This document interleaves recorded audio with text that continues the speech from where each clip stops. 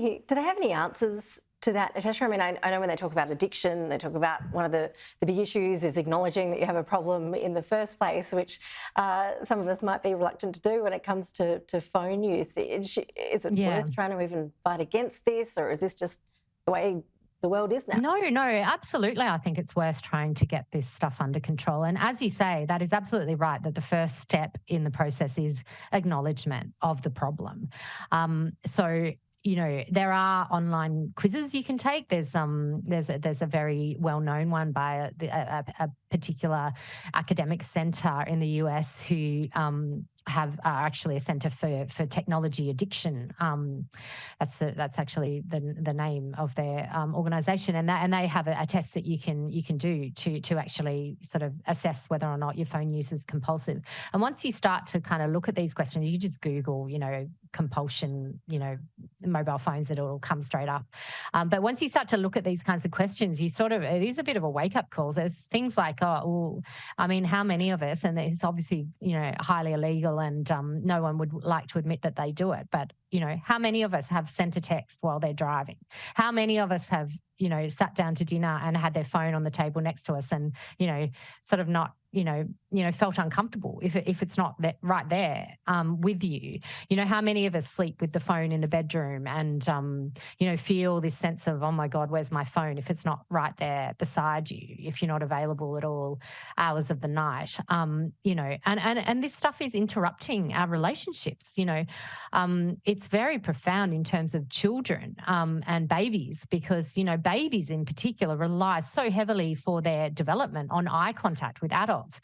And if you've got adults who are distracted, it's very damaging to babies' development. And I think, people don't quite realise, if they're sort of in it, a lot of people haven't quite confronted the fact that it is actually quite a compulsion. But I think the things that they suggest in terms of breaking that cycle, like if you just put the phone down, you remove it, put limits on your screen time, all that sort of thing, that's all great, but it's not going to kind of break that cycle of kind of being in this, looking for those constant sort of hits that you get from the phone. So you need to sort of retrain your brain, actually.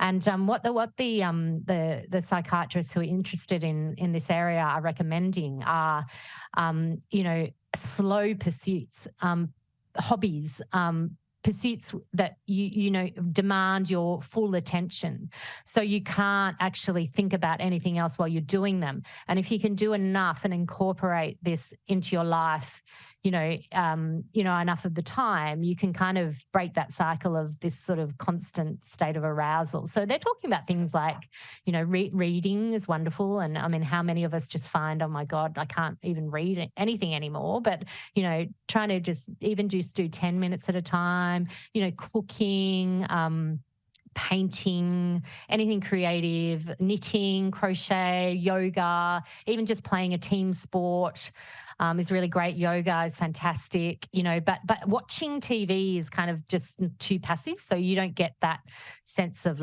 extended concentration that you get from these other types of activities. One of the best is actually playing music, learning a musical instrument, learning a language, all those sorts of things. And even just doing any course of study, because even if you're on a laptop, if you're actually deeply reading and engaging with kind of, content that's academic, that stimulates you, that's a different thought process than if you're just sitting there scrolling away. So, work in progress, but I think definitely something worthy to aim for all of us. Worthy indeed. Natasha Robinson, appreciate you joining us today. Thanks so much. Thanks so much, Tash. Bye, Ash.